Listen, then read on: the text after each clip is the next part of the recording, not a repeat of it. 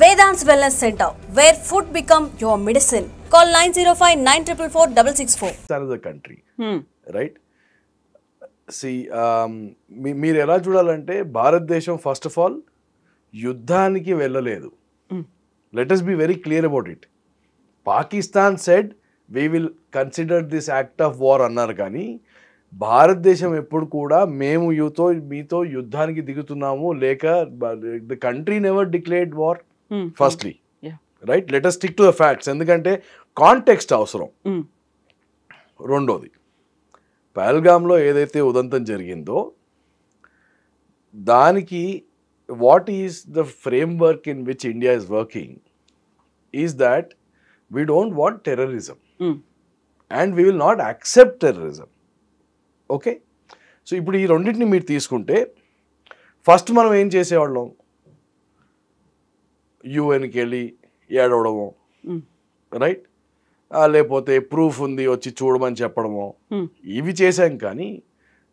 కానీ దాని తర్వాత మీరు చూస్తే 2016 తర్వాత మనం రెస్పాన్స్ ఇచ్చే విధానం మారడం చూసారు మీరు. స్ట్రాటజీ అంతా మారిపోయింది. కరెక్ట్. సో గ్రేడెడ్ రెస్పాన్స్ అంటే ఏంటి? ఫస్ట్ నేను ఒక సర్జికల్ స్ట్రైక్ చేస్తాను, మీ ఎక్కడైతే మీ శత్రుస్థావరాలు ఉన్నాయో పిఓజేకేలో. విన్నారా? వినలేదు. ఆపారా మీరు ఈ జిహాదీ ఫ్యాక్టరీస్ని? ఆపలేదు.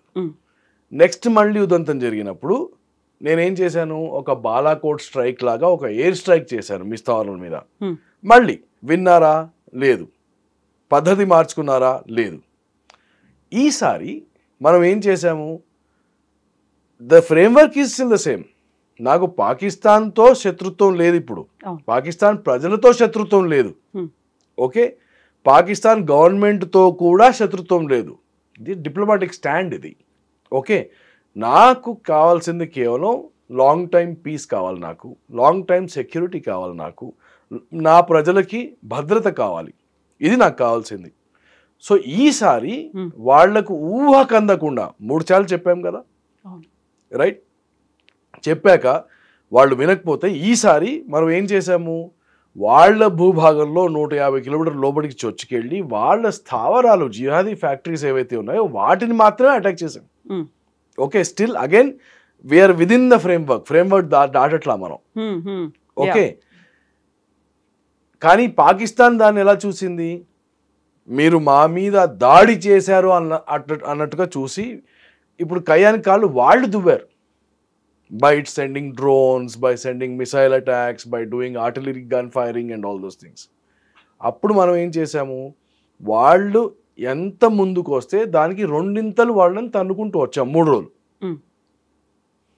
ఓకే, అయితే there are some interesting things which have happened which you know are already out in the social media, మీరు కూడా చూసే ఉంటారు, which are unconfirmed.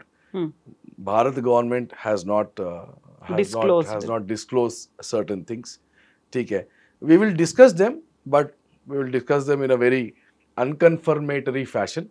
Okay, but we did something very serious in Pakistan. Very serious. అంటే ఏ కోరలు అయితే చూపెట్టి ఆ పాము బుసగొడుతోందో గత 40 ఏళ్లుగా ఆ కోరలు పీకేయడం జరిగింది. ఇప్పుడు పాకిస్తాన్ చెప్పుకోవట్లేదు. అది ఎట్లా ఉందంటే కన్నంలో దొంగ ఇరుక్కుపోయి తేలుకుట్టినట్టు, అరవలేరు, చెప్పుకోలేరు, ఎక్కడ వాచిందో చూపెట్టుకోలేరు, బయటికి రాలేరు. ఇది పాకిస్తాన్ పరిస్థితి. సో ఆపింది మనం కాదు, అయ్యా ఆపండి అని వచ్చింది పాకిస్తాన్. ఓకే, సి అగైన్ అంటే మీరు అంటే నార్మల్గా మన ఆడియన్స్ ఇండియాలో ఉన్న వాళ్ళు అందరూ ఎట్లా ఆలోచిస్తారు అంటే మనం వాళ్ళకి మీదికి వెళ్ళిపోయాము, యుద్ధానికి వెళ్ళిపోయాము, మళ్ళీ యుద్ధం మధ్యలో ఆపేసాము అని అనుకుంటున్నారు అందరూ. నేనేమంటున్నానంటే మనం యుద్ధానికి ఎన్నడూ వెళ్ళలేదు. యుద్ధానికే వెళ్ళేది ఉంటే ఆ మొదటి రోజు ఏదైతే 9-11 స్థావరాల మీద బాంబింగ్ చేశామో, ఎప్పుడైతే వాళ్ళు పడుకొని ఉన్నారో అదే మిసైల్స్ మనం ఇస్లామాబాదు లేకపోతే వాళ్ళ జిహెచ్క్యూ ఎక్కడుంది, రావల్పిండి, ఆర్మీ హెడ్ క్వార్టర్స్, అలాంటి స్థావరాలను మనం ఎంచుకొని పేల్చేవాళ్ళం కదా, రైట్? ట్రూ.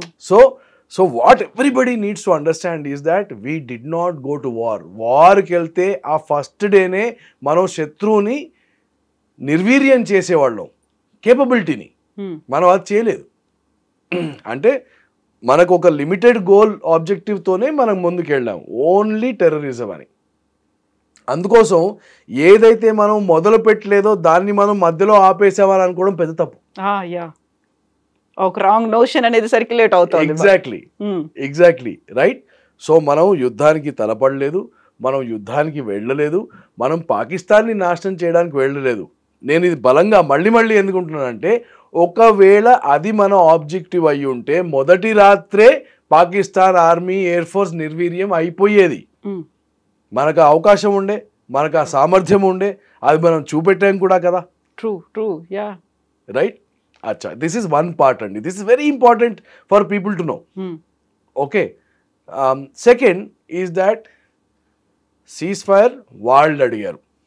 నేను ఈ గత 20 రోజులుగా కూడా నేను ఏది చెప్పుకొచ్చానంటే, అసీం మునీర్ అనే పెద్ద మనిషి ఏదైతే ఉన్నాడో, army chief, he is egotistic maniac, egotistic religious maniac. Okay, ఉన్మాది, స్ట్రైట్ థింకింగ్ లేదు. ఓకే,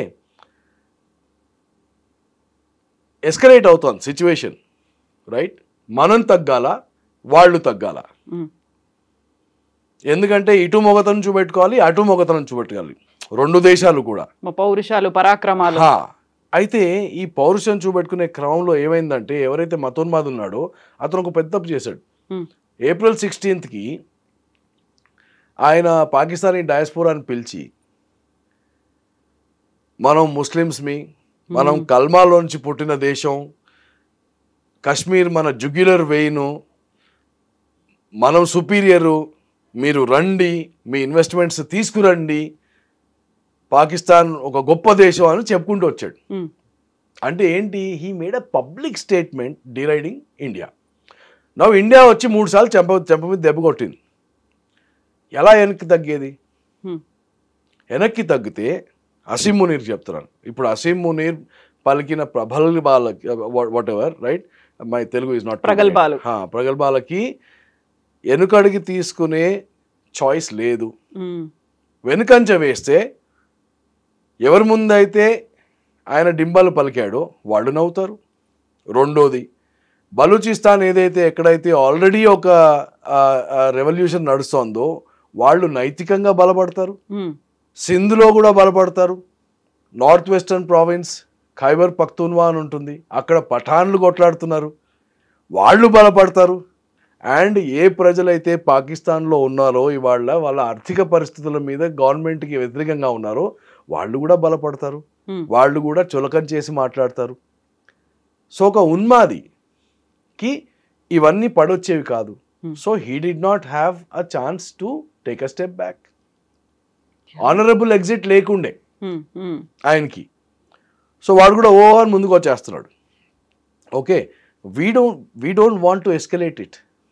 మీరు ఫస్ట్ డే కూడా భారత ప్రభుత్వం యొక్క స్టేట్మెంట్ చూస్తే, we struck terror bases, we struck it in a manner which would not escalate the situation further. అంటే ఇక్కడ దాకే, ఈ గీత తర్వాత మాకు ఇష్టం లేదు ముందుకెళ్ళడం, కానీ మీరు మాత్రం కయానికి కాలు దువ్వి ముందుకు వస్తే మేము కూడా దానికి విపరీతంగా రెండింతలు పెద్దగా చర్య తీసుకుంటాము. ఓకే, సో ఏదైతే 10th రోజు ఉదంతం జరిగిందో, ఎక్కడైతే వాళ్ళ కోరలు పీకేయడం జరిగిందో, ఆ తర్వాత పాకిస్తాన్ డీజీఎంఓ మనకి ఫోన్ చేశాడు పొద్దున 9:30కి. మనం ఫోన్ ఎత్తలేదు, మళ్ళీ 3:30కి చేశాడు.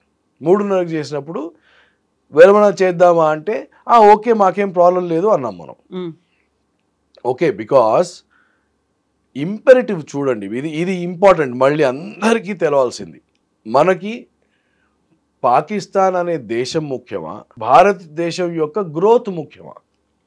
ఎగ్జాక్ట్లీ. మనకి 140 కోట్ల we have 140 mouths to feed in this country. అంతమంది కడుపు నింపాలి మనం. అంతమంది కడుపు నింపాలి.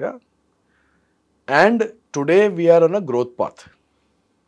ఎకనామిక్ డెవలప్మెంట్ పరంగా, మేక్ ఇన్ ఇండియా పరంగా, జియో స్ట్రాటజిక్గా చూస్తే చైనాకి ప్రత్యామ్నాయంగా కూడా మన దేశం ఇవాళ మ్యానుఫ్యాక్చరింగ్కి, సర్వీస్ ఇండస్ట్రీకి ఒక ఆల్టర్నేటివ్గా పెరుగుతున్నాం మనం, రైట్?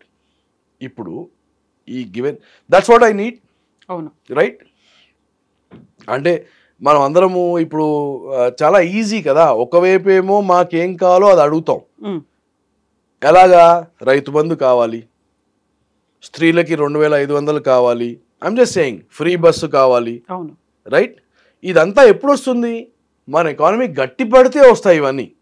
ట్రూ. కానీ నేను ఇవన్నీ మర్చిపోయి యుక్రెయిన్ రష్యా లాగా ఒక యుద్ధంలో కూరుకుపోయి ప్రతిరోజు ఫైట్ చేస్తూ, రైట్? సో నా రీసోర్సెస్ ఖర్చు అవుతున్నాయి, రైట్?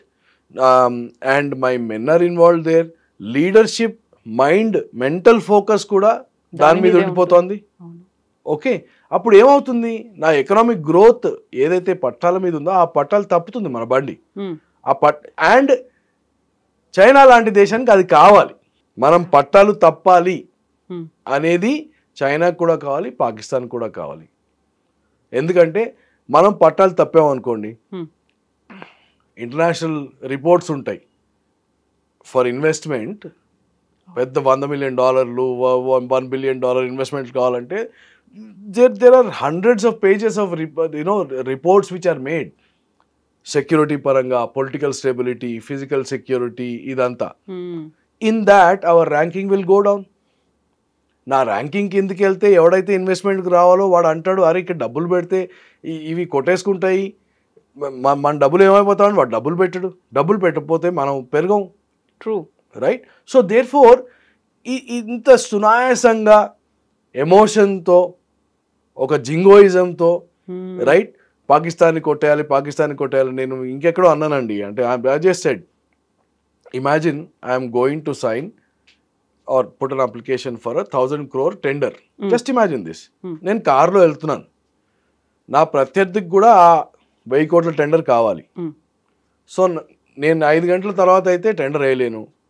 సో ఇప్పుడు నా ప్రత్యర్థి ఏం చేస్తాడు?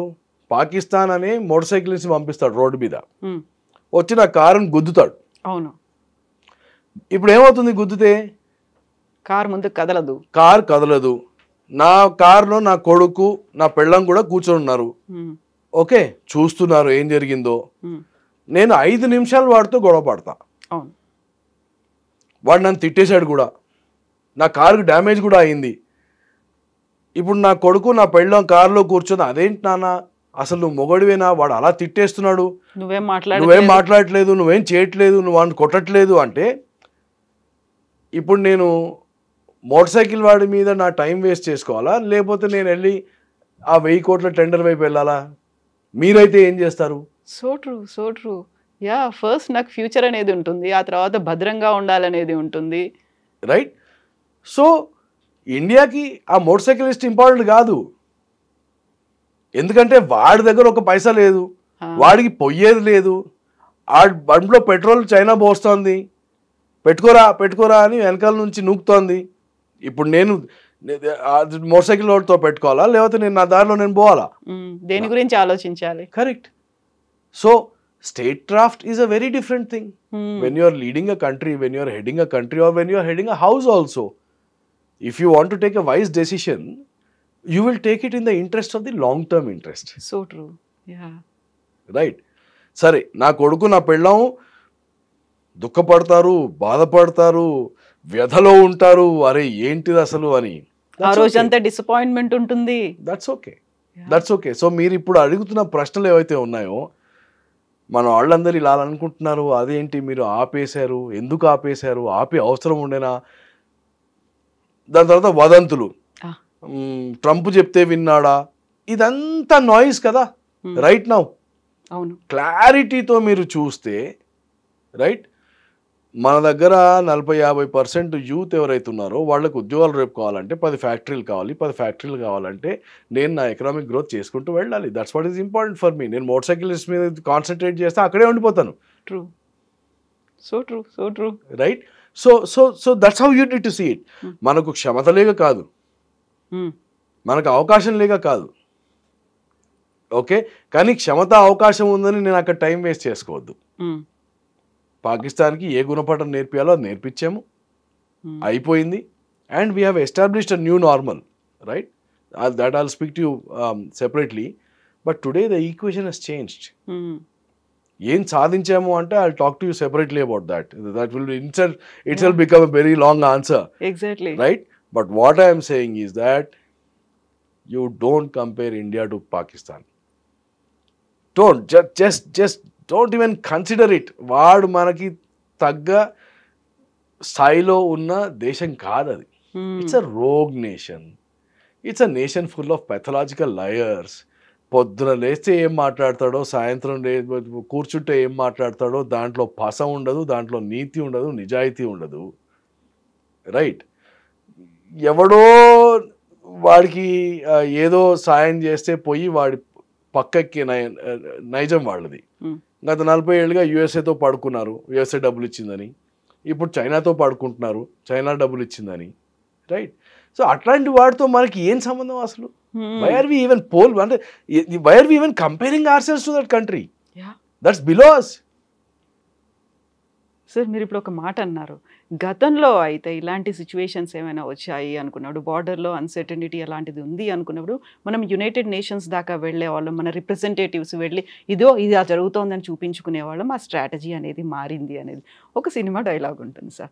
యుద్ధం నేను కోరుకోలేదు, బట్ యుద్ధమే నన్ను కోరుకుంది అనుకున్నప్పుడు వీఆర్ కంప్లీట్లీ ఎక్విప్డ్, కంప్లీట్గా ఉన్నాము. గతంలో మీరు మీ ఎక్స్పీరియన్స్లో మీరు గ్రౌండ్లో చూసిన దానికి, ప్రస్తుతం ఉన్నటువంటి పరిస్థితికి, మన దగ్గర ఉన్నటువంటి ఆయుధాలు కావచ్చు, టెక్నాలజీ కావచ్చు, ఎక్కడి దాకా వెళ్ళింది సార్? మనం ఏ స్థాయిలో ఉన్నాం? ఎందుకంటే ఇప్పుడు వచ్చేటువంటి ఇంకొక కమెంట్ కూడా ఏంటంటే, మనం ఇక్కడ గుళ్ళ మీద ఫోకస్ పెడుతున్నాము, బళ్ళు, విద్య, వైద్యం ఇలాంటి వాటి మీద ఫోకస్ పెట్టకుండా కేవలం బార్డర్ సెక్యూరిటీ, ఎప్పుడో వచ్చే యుద్ధం కోసం డిఫెన్స్ మీద అంత బడ్జెట్ పెట్టాలా అనేటువంటి ఒక కామెంట్ ప్రతిసారి బడ్జెట్ మనం పెట్టినప్పుడల్లా వస్తూ ఉంటుంది కదా. మీ అబ్జర్వేషన్, మీ ఎక్స్పీరియన్స్, అప్పుడు మీరు ఫీల్డ్లో ఉన్నప్పటికీ ఇప్పటికీ ఎంతగా మన ఆయుధ సంపత్తి మీరన్నట్టుగా క్షమత మారింది సార్? సో మా దగ్గర we have a fundamental principal అండి. పీస్ అనేది కోరుకుంటే వచ్చేది కాదు. మన బలాబలాలు ఎప్పుడైతే సమంగా ఉంటాయో అప్పుడు పీస్ ఈజ్ అ అవుట్కమ్. ఏ రోజైతే నేను మీకంటే వీక్ ఉంటానో, ప్రకృతి నైజం, this is not even about human beings, ప్రకృతి నైజం is you will take over me.